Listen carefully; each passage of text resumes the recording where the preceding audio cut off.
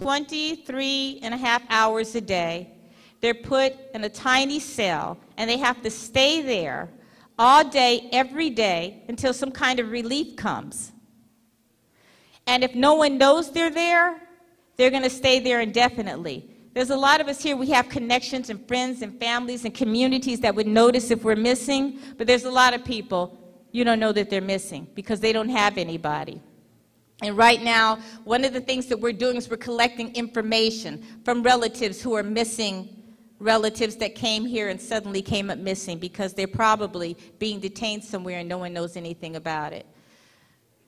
So what I'm here to do, what my cause is to convince people to become more interactive. We want the youth to participate in our justice programs. We want the youth to participate in our profiling programs. We want the community to be concerned about those, the ones that they don't see, and realize that it is an individual responsibility as much as it is an organization's responsibility. But we can't do it alone. Unless we synergize our activities, our advocacy together, we're not going to succeed. Unless we're able to push the politician to look at things from a civil rights perspective, instead of being paranoid of Islamic values, we're going to fail. But it takes individual efforts, synergizing their energies in a communal atmosphere to push these programs through. Now I'm inviting the brother to come up to speak to you now. Inshallah, when he's finished, if you have questions, please feel free to ask.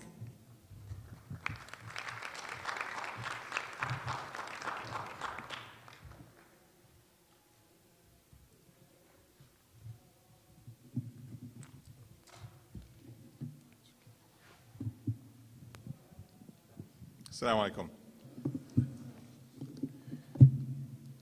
I'm actually appearing here before you, although I am an attorney, my primary practice is not immigration.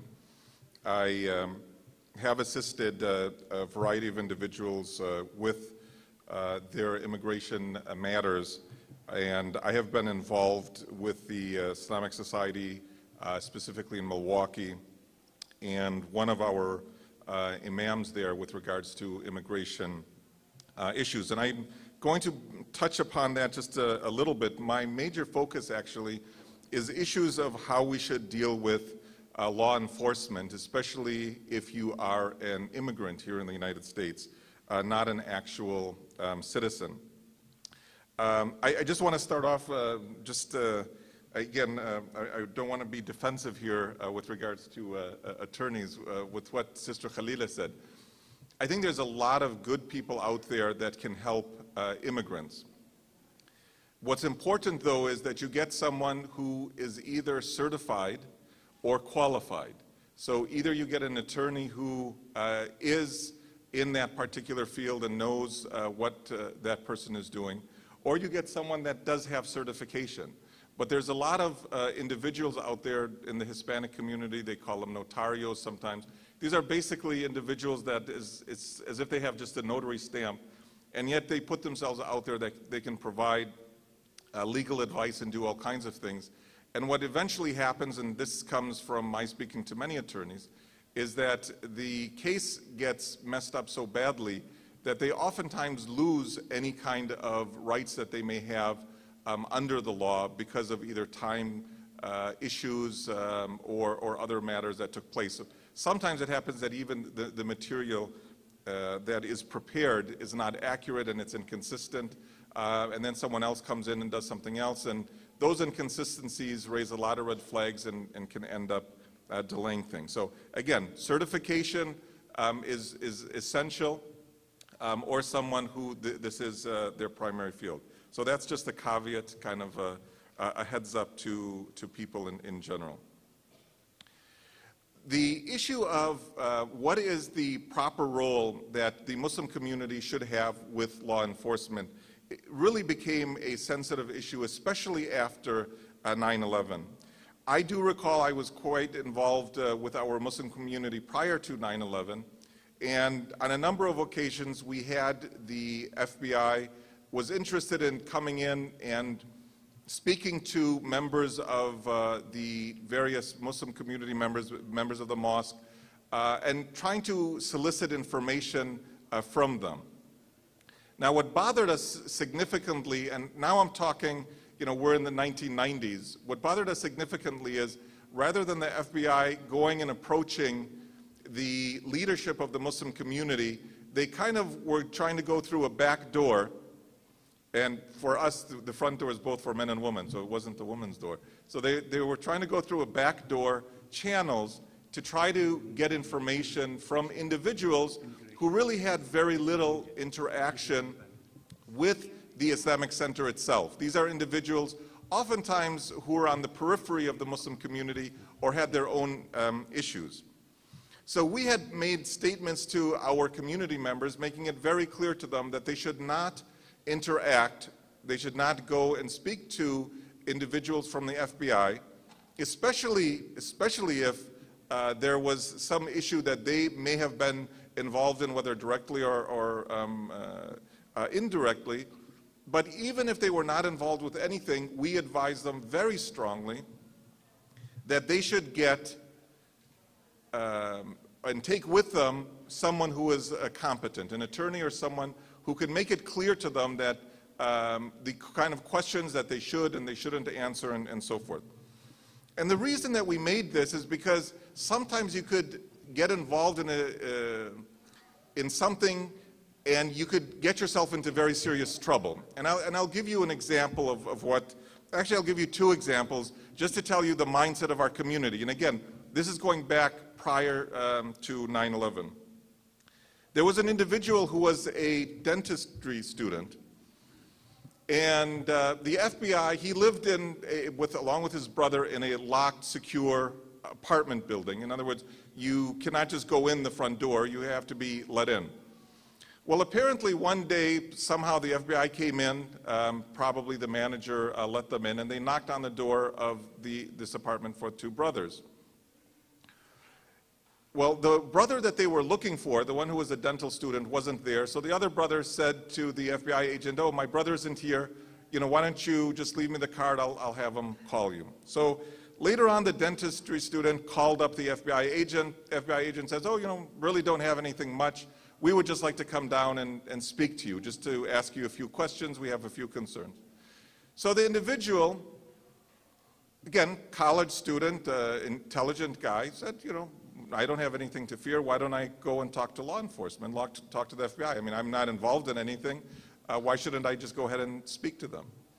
Well, he did speak to them, and they took a bunch of information, and they seemed to be satisfied with the responses that he made, and they then left.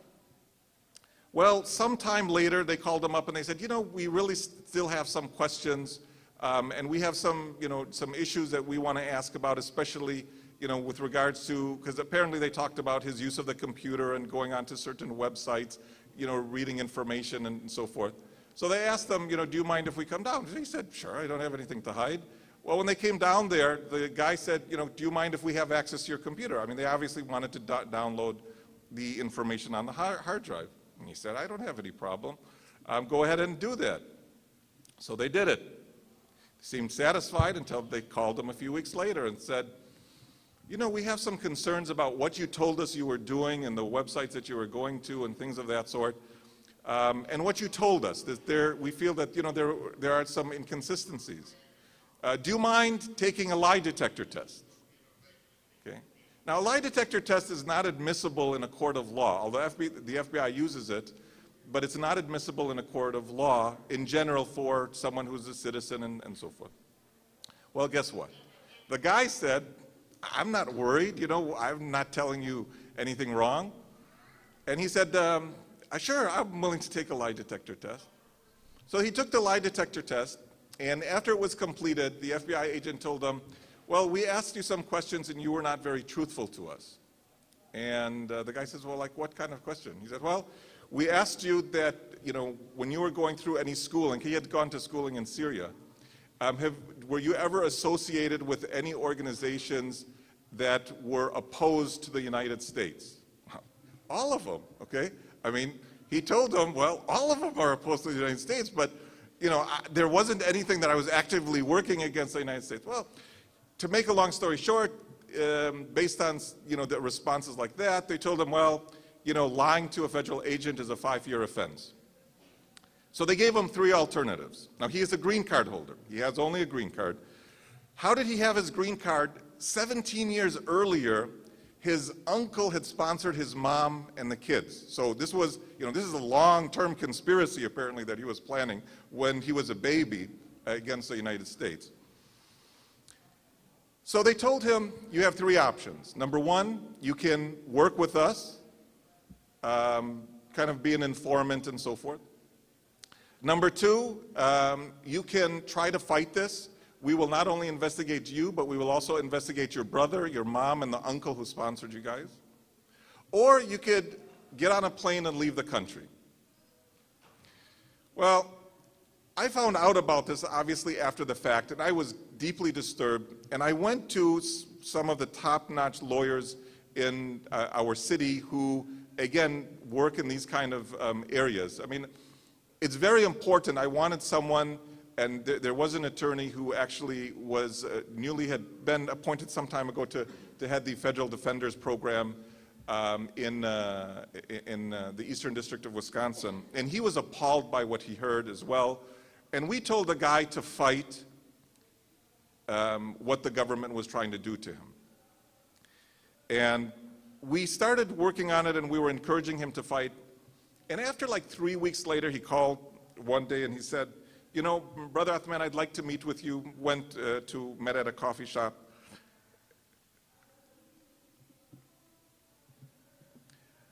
His response to me at that time was, brother, I just want to let you know I'm leaving on Saturday. And I said, where are you leaving? He said, I'm leaving the country. And I said, why are you leaving the country? I said, why don't you fight this? Yours is an excellent case. You should fight this. This is something that we as a Muslim community need to fight and win our cases, because that's the only way that we're going to establish our rights. And his comment to me is something that I took very hard, where he said to me, he said, Brother Othman, he said, all my life, I was looking to the United States because it was my dream. And now I know it is my nightmare. And he packed up his bags and he left the country. Okay. Second example, very similar, a fellow from Pakistan, doesn't deal in interest at all. He had multiple gas stations, very successful individual. He had borrowed money from a friend in Pakistan and he was paying it back over time. FBI contacted him, wanted to know what it was all about. He gave them the information. They seemed satisfied. Then a few weeks later, they go to him and they say, we would like you to take a lie detector test. At that point, he came to me and he said, Brother Othman, they're asking me to take a lie detector test. I said, absolutely not. I mean, you talk to any defense attorney, they'll say, absolutely not. You're not going to take a lie detector test. Now, he's a U.S. citizen. I told him, give me the name of the agent who talked to you. I'm going to call him up and I'm going to, just say that we're not going to take the lie detector test. Well, what was his response to me? He says, brother, you're being too defensive. You're being too difficult. They just want to get some basic information. I should take a lie detector test. I told him, brother, please. I said, if you do not believe me, please go to any attorney, take out the yellow pages, go under criminal defense attorneys and go and talk to any attorney. And if any attorney will tell you to go and take a lie detector test, I will pay you any amount of money that you want, but please do not go without getting advice. So what does he do? He knows another attorney who, by the way, happened to be a Jewish attorney that I know, nice fellow. He's a business attorney. So he goes to this individual after he left my office. The other attorney was a few blocks away from me. And he tells him the same story. He didn't want to listen to me, so he goes to this other attorney because he thought I was being too hard. So this other attorney flips on him. This is I found out later on. He flips on him. He picks up the phone, calls the agent right away, and blasts him over the phone and says, he's not going to do this. What the hell do you guys think you're doing? Well, this brother then comes back to me and said, that other attorney was too hard on the FBI. Can you just call him up and tell him that that we're trying to cooperate and we're really not being bad, we just want to be nice. I mean, again, it shows you the mindset that people have, especially in our community. We have a responsibility to report criminal activity, without question. Someone who's advocating violence, someone who's advocating doing anything wrong, we have the obligation to report them. And I've made announcements in my own Islamic community that if I know of someone who is planning something or advocating violence or doing something, I will report them. Okay? I made it clear to them because clearly this is something that's illegal, it's something that is wrong. The problem that's been happening, though, in the last year or two is that the government and the FBI have seemed to now be going in a direction that is really troubling. That they're setting up these fake plots with individuals who really seem to be having their own problems. And if you remember, there's that student, originally an American of Somali descent, who was a troubled teenager. He was seriously having some problems. And again, teenagers go through issues, but this guy was going through apparently more issues than usual. Parents were divorced, not able to adjust, a lot of issues. And so he began to speak all kinds of things. And so his father reported him to the FBI, thinking that, okay, you know, the FBI will come in, they'll make sure everything is fine, he's not going to do anything illegal and so forth. Well, the FBI made it into a big issue. This is the Christmas tree bombing or whatever the heck that was. Well, really what the guy needed was probably a good psychiatrist and counselor and so forth. But this is really a gray area. I mean, this is the problem. I mean, if someone, for example, is advocating something that is against U.S. policy, like I advocate all the time, I get up and I tell everyone I possibly can that the U.S.'s government is hypocritical with regards to what they're doing to the Palestinian-Israeli conflict, that they're not being true to the values that this nation is espoused upon, that they are basically doing things that are illegal, immoral, hypocritical, double standard, everything that I can possibly say. Well, should I then be under surveillance because of that? And this is actually a problem that is going on because many of you here in the Chicago area, you may have heard about those the grand jury subpoenas that were issued to a number of people here recently in Chicago and Minneapolis and other cities. And all of these individuals were either people who were anti-war activists, either against the war in Iraq or against the war in Afghanistan, or against the U.S. policies with regards to the Palestinian occupation by Israel.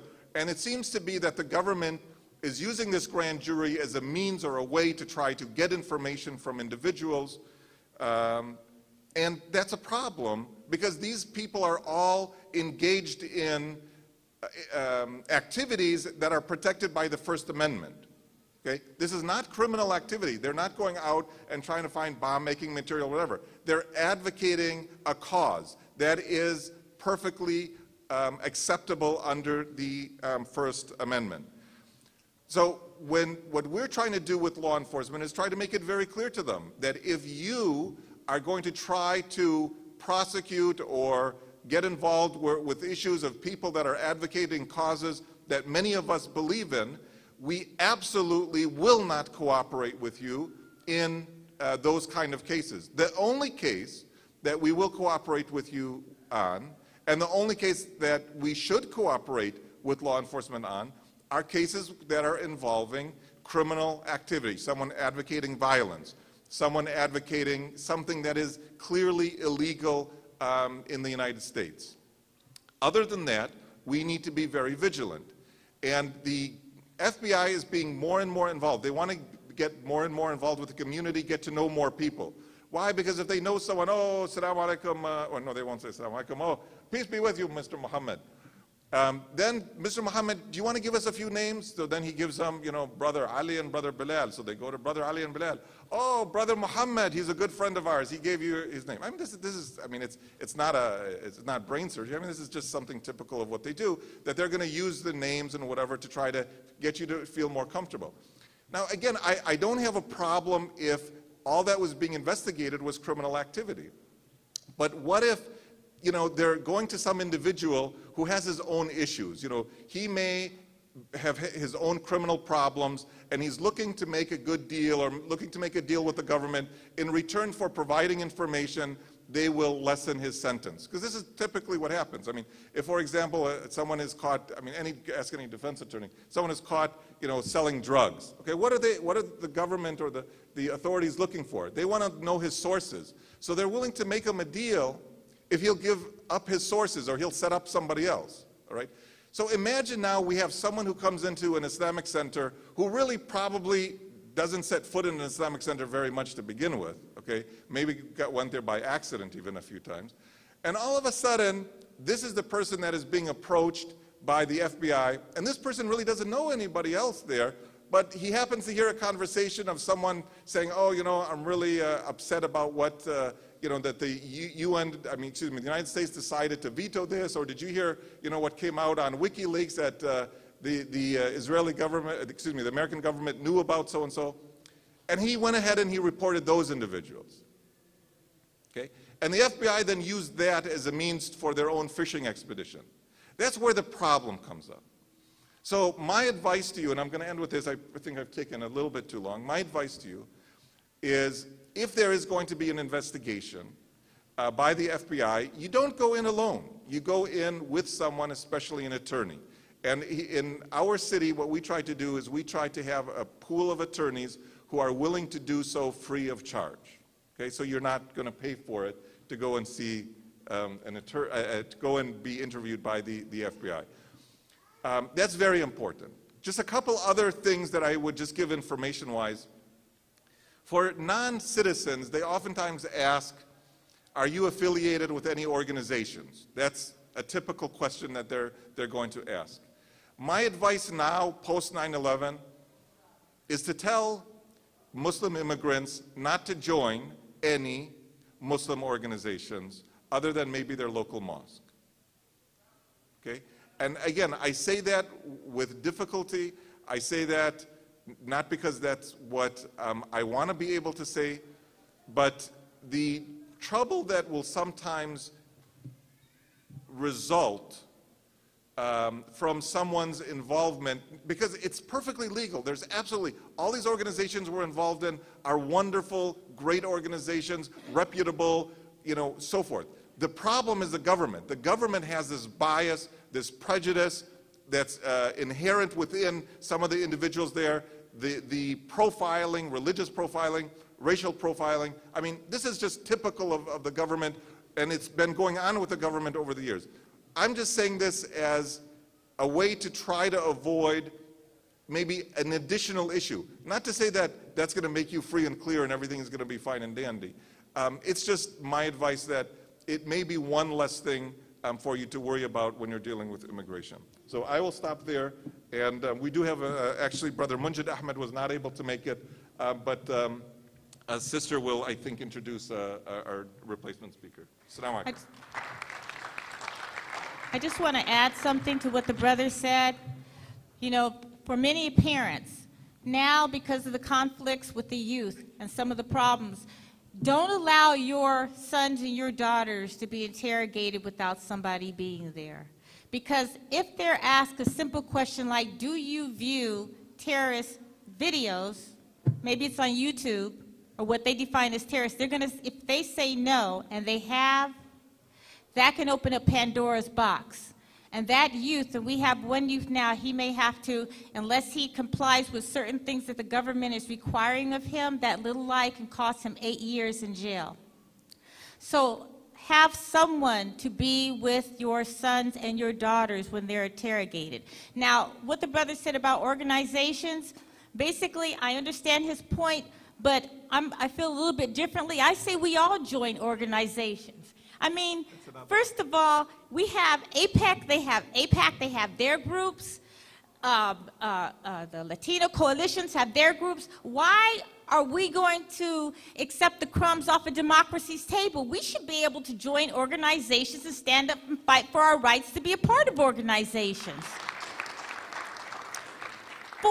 For all these years after 9/11, we keep apologizing to the point we're almost apologizing for being Muslim. We don't need to apologize. We didn't do anything. But what we have to do is stand up for Islamic organizations, because if they come after Islamic organizations, then they'll come after masjid after masjid after masjid until there's nothing.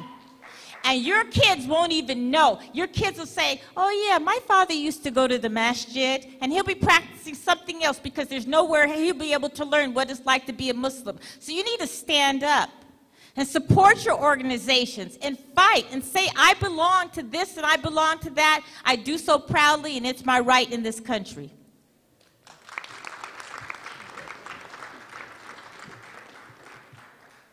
Brother Munjid was unable to attend today, so instead we have Brother Zuhair Nubani, attorney at law. He is a member of the Illinois State Bar and used to practice U.S. federal court. Used to practice in the U.S. federal court starting in 1991. He also represented many Muslim organizations and individuals before and after 9/11, including Global Relief Fund, the Holy Land Foundation, and Brother Abdul Halim Ashkar.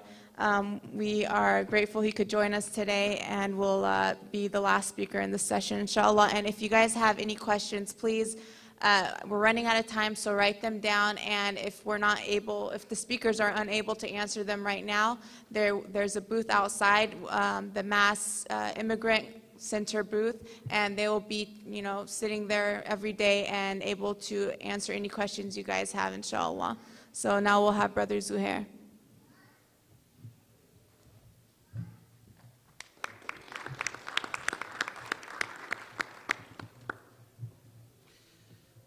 Bismillah ar-Rahman ar-Rahim, in the name of God, the Beneficent, the Merciful.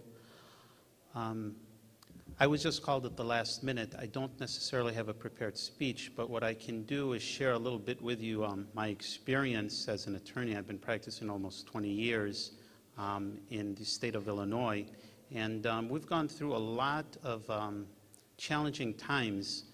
I would like to say this. In the history of the United States, we as Muslims are not the first people who have suffered or gone through these stages that we've seen in this country, especially after 9/11. In the beginning of the history of this country, there were individuals who were directly pointed out by the United States government as troublemakers, as seditionists, because they have different opinions or views on the way that this federal government was to be founded, the direction that it was going to take. And there were famous cases in the late 18th century that are much similar and akin to what is going on at this stage in Muslims' lives in the United States. In the 1800s, there was the issue of the anarchists, which was a movement that was directly targeted by the federal government. In the 1900s, communists went through the same type of witch hunts that Muslims are going through now. Having said all of that, this is just a little history of what the federal government, or how the history of the United States has progressed in the last 200 years. And I just want to bring out or point out the fact that we as Muslims are just the new kids on the block who are targeted at this point. I would like to say also that unfortunately, as an attorney or as a student of the law who's practiced and studied, for many years, I will tell you that a lot of what is going on is politically motivated and not necessarily legally motivated. As I said, any force or any group that the United States government as a policy sees as a threat or different in their views or opinions, they have different ways of dealing with.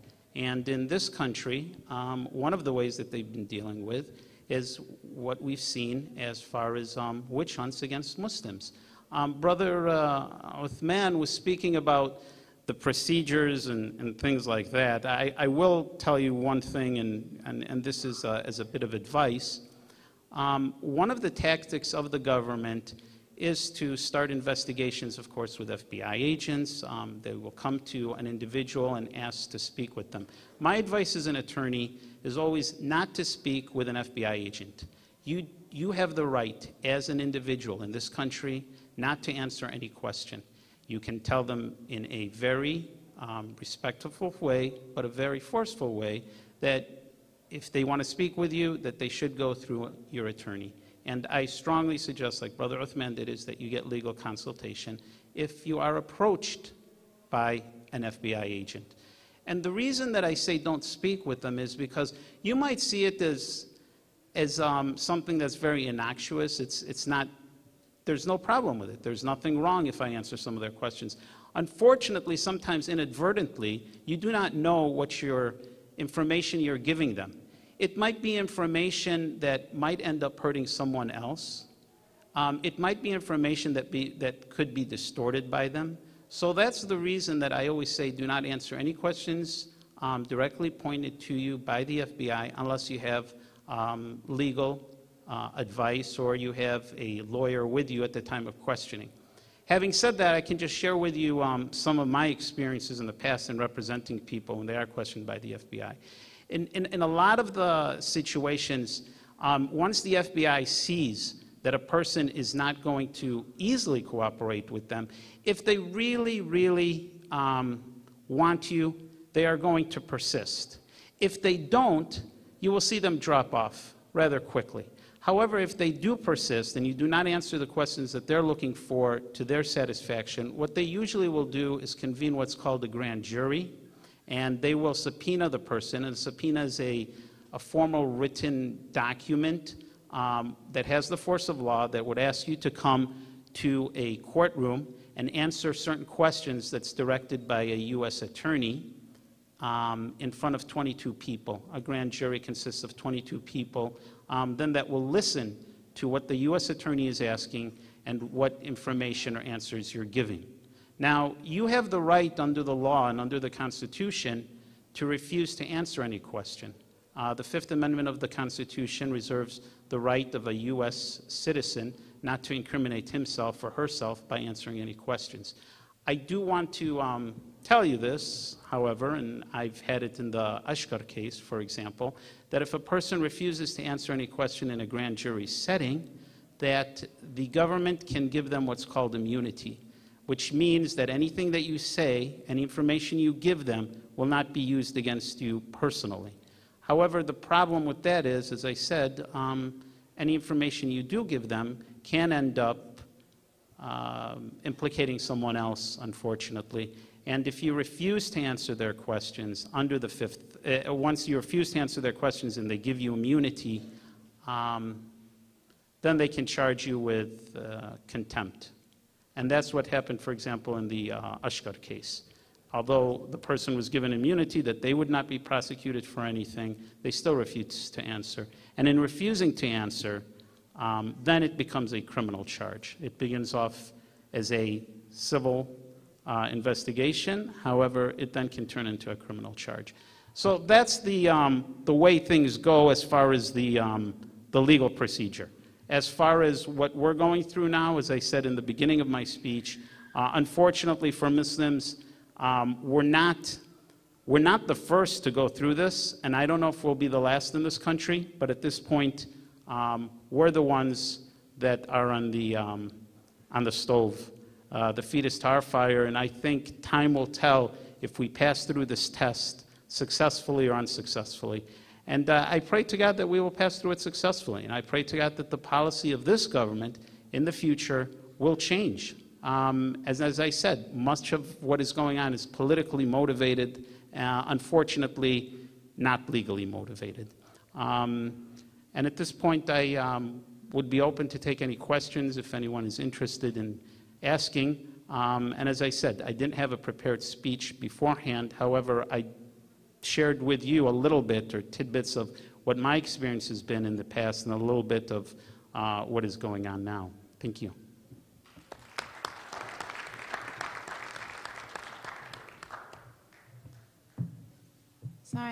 If you guys want to either come to the mic and ask questions or you can pass forward your questions, I have one right here that we will start with. The question is, with stories like the ones being told today and with the growing popularity of groups like the Tea Party, do you think that the discrimination against Islam and Muslims in America could ever reach the point of full extermination of Muslims? Or on a less severe note, do you think that the go home or go to jail policy could go to every Muslim? Well, let me just say, things that have happened in the last few years, I think they surprised all of us. I don't think any of us believed that it could go this far, and I think it's gone even further than we think it. has gone, and I would say anything's possible. I mean, years ago they put the Japanese in camps, and they justified that under a law. Could it happen again today? Yeah, if we don't stand up for our rights and demand something different, because obviously the law for one group of people is a different kind of law that's being offered to us. So anything's possible unless we come together and have a strong movement to eliminate the possibilities of these things happening. I would agree with Brother Zahir what he said, that a lot of this is political, and the society right now is very polarized. With regards to the question, I think the word extermination is a bit extreme. I wouldn't use that word. Could there be individuals to advocate, putting us in camps like the Japanese during World War II and so forth? I mean, that's already been advocated in the past. But I mean, if you look at the history that even Brother Zahir mentioned earlier, I mean, the discrimination in this country against different groups was quite severe. I mean, when you had lynching of African Americans and other such things that are going on, alhamdulillah, I mean, we're not at that stage in this country. It's quite severe because there's quite a few people who just hate Muslims, some for religious reasons, some for political reasons, and so forth. And we need to stand up for it. But there's many people in this country who also do not like that attitude. And you remember the rally that took place, I think it was this past summer, with Jon Stewart, and they brought in Yusuf Islam and Kareem Abdul-Jabbar and whatever. So, I mean, there's people that clearly in this country feel that Muslims as a whole are there are groups that are trying to marginalize the Muslim community, and they're willing to stand up for our rights. And the question is, are we willing also to stand up for our rights and do what we need to do as a community to make sure that we defend people who are falsely accused?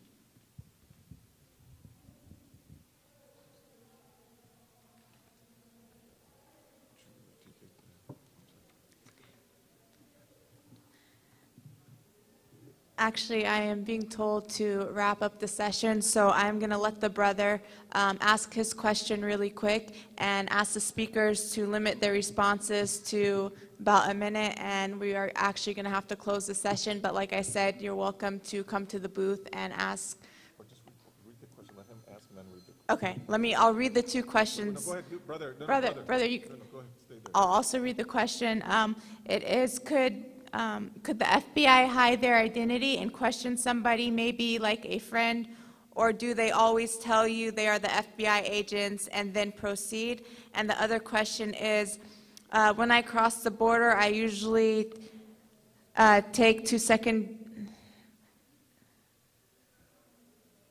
secondary inspection area due to my nationality. Do I have to answer all their questions?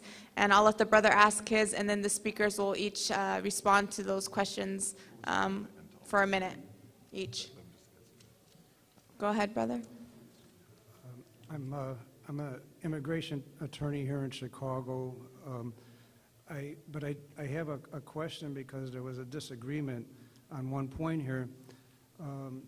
First point is that I think for a U.S. citizen and a green card holder and someone that's not documented, there's maybe 3 different ways to approach this. I think we do have to stand up, but it's more consequential if a person stands up and is not documented or even is a green card holder. We must stand up because some of the laws and regulations are clearly inconsistent with what we need to be about as a nation. So practically speaking, I agree with you that we must stand up and also be solid with other groups that have historically gone through these things, because there is strength, even greater strength in that kind of solidarity. It's not a Islam issue, it's a human family issue. But at the same time, if a green card holder or a non-documented person does stand up, that's going to be more consequential. And so I have to agree with both of you, but with that clarification. Thank you. The first one was about can the FBI lie to you, and about the border. You have to answer all the questions. That's 30 seconds because we got to wrap. In answer to the first question, of course they can. The FBI uses many different tactics and ways of gathering information. They don't necessarily have to tell you they're the FBI. And a lot of stories you hear about Muslims who have been recently indicted on various charges, FBI agents were used. They didn't come to them and tell them that they were FBI agents. In answer to the second question about answering questions when you come into the country to customs enforcement, ICE, I can't answer that generally. I don't know what it is that specifically they're asking. I don't know if you're a U.S. citizen or if you're a resident, a permanent resident, but just in general, usually immigration questions it's usually immigration questions when you're coming into inspection. I would advise to answer any question that relates to your immigration matter. ICE really does not get into security matters as far as alleged terrorism or anything alleged against Muslims. That's usually an FBI issue. So in answer to the question about ICE and answering questions when you come into the country, I think it would probably behoove you to answer the questions as long as it deals with your personal immigration issue. If it gets outside of that, then that's a different issue, and they usually don't ask that. Usually what happens is that immigration officials that are ICE agents are usually accompanied by the FBI if it's a wider investigation or search. In other words, if it's just you as an individual dealing with an immigration matter, that is a immigration custom enforcement issue. There are agents for that. If it is a immigration matter along with what they're alleging, some criminal plot involving Muslims or an Islamic, so-called Islamic, plot or whatever, security against the United States, then it'll be accompanied an ICE agent with an FBI agent. I'm going to just answer, or not answer, just make a comment to the attorney who also made a comment. I want to make it very clear. I am very, very, very supportive of Muslim organizations in every way that I possibly can. And I get up and I defend them and I defend the rights of people. And I do agree that this is not just a Muslim issue. We work with many, many different groups, and it's absolutely essential. But our community, especially the citizens, really are the ones that need to stand up and support your organizations, support your Muslim organizations. I really believe that the way that many people gained rights in this country is through the legal system. They win the lawsuits. With African Americans, for example, you could mention Brown versus Board of Education and other things. There are lawsuits that are known that people were basically able to articulate that this is what our rights are going to be. So if Muslims, who are especially citizens, are very strongly supportive of their Muslim organizations, support them in terms of not just moral support, but financial and working with them and volunteering, then I would say we are not going to have a problem being part of it. But the issue of separating out the citizen versus the undocumented versus the resident alien, citizen, you have no excuse not to be a part of the organization. Absolutely none.